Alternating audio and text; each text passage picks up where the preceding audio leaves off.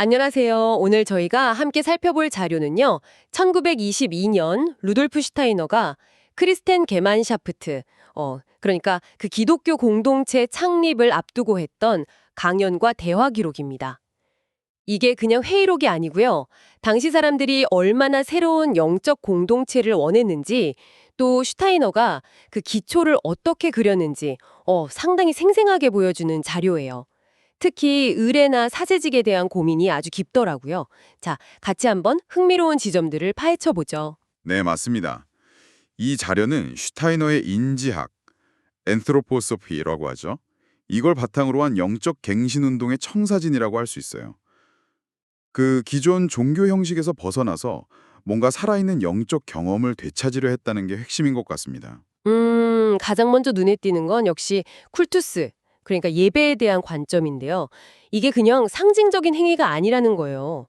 영적 세계가 드러나는 통로다, 이렇게 보더라고요. 네, 특히 인간 봉헌 의식이나 성찰리에서 말하는 성변화. 이게 눈에는 안 보여도 실제 일어나는 영적 사건이라고 강조하는 부분이 인상 깊었어요. 그렇죠.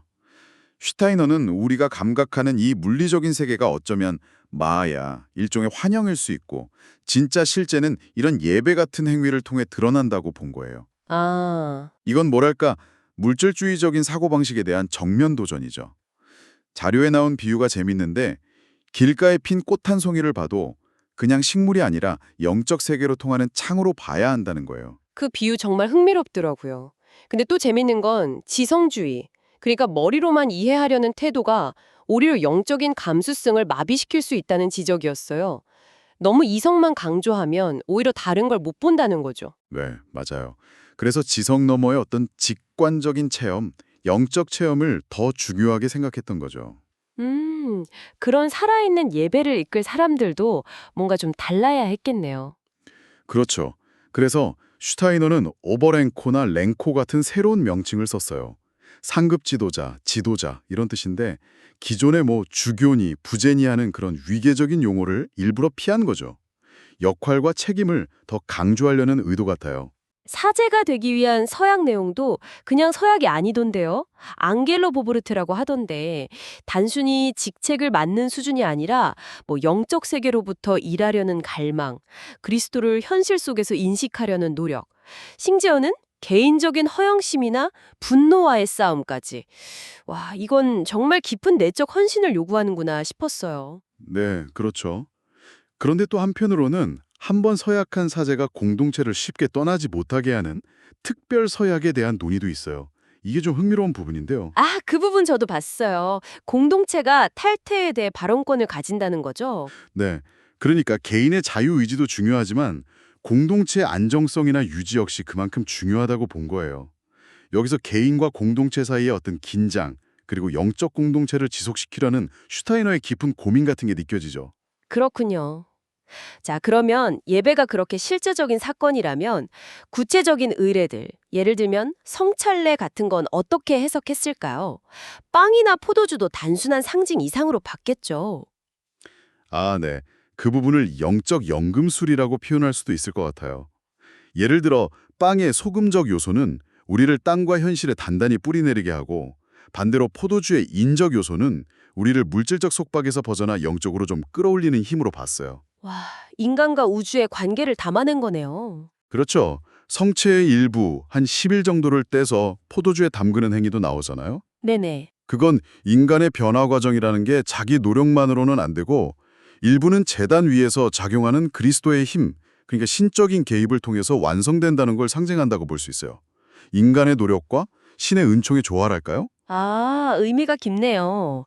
죄 치유 순덴하일롱. 이것도 그냥 고백성사하고는 좀 다르다고 하던데요. 네, 훨씬 더 개인에게 맞춰져 있어요. 인지학적인 인간 이해, 그러니까 예를 들면 각자의 카르마나 기질 같은 걸 바탕으로 해서 그 사람의 영혼 상태를 깊이 진단하고 그냥 이론적인 설교가 아니라 아주 구체적이고 실질적인 조언이나 영적 지도를 통해서 치유를 돕는다는 거죠. 오, 같고 약간 영혼의 건강검진 받고 맞춤 처방받는 느낌인데요. 네, 뭐 그렇게 볼 수도 있겠네요. 이런 깊은 영적 통찰들을 또 언어로는 어떻게 전달하려고 했을지 궁금해지네요. 슈타이너는 언어에 대해서도 아주 중요하게 생각했어요. 초기 기독교가 퍼져나갈 때 쓰였던 고대 언어들 있잖아요. 뭐 시리아 방언이라든지 그리스어, 라틴어 같은.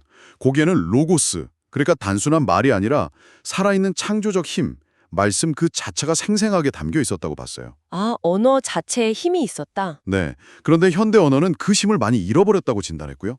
그래서 예배의 정신을 통해서 언어에 다시 생명력을 불어넣어야 한다 이렇게 강조했죠. 결국 언어조차도 그냥 정보 전달 수단이 아니라 영적인 힘을 담는 그릇으로 본 거군요. 아까 그 꽃 비유처럼 일상적인 것, 심지어 언어 속에서도 계속 영적인 연결점을 찾고 인식하는 능력을 키우려 했던 것 같아요. 정확합니다.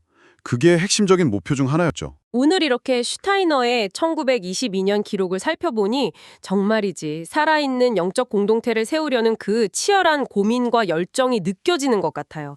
의례를 통한 실제적인 영적 체험, 또 새로운 형태의 사제직과 헌신, 성례에 담긴 우주적인 의미, 그리고 언어의 힘을 회복하려는 시도까지. 생각할 거리가 정말 많네요. 네, 그렇죠.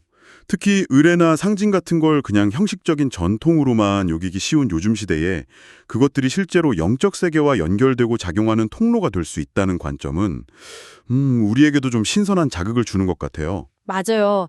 보이는 건 너머를 어떻게 감지하고 관계 맺을 것인가 하는 그런 질문을 던져주는 것 같기도 하고요. 네. 청취자 여러분은 어떻게 들으셨나요?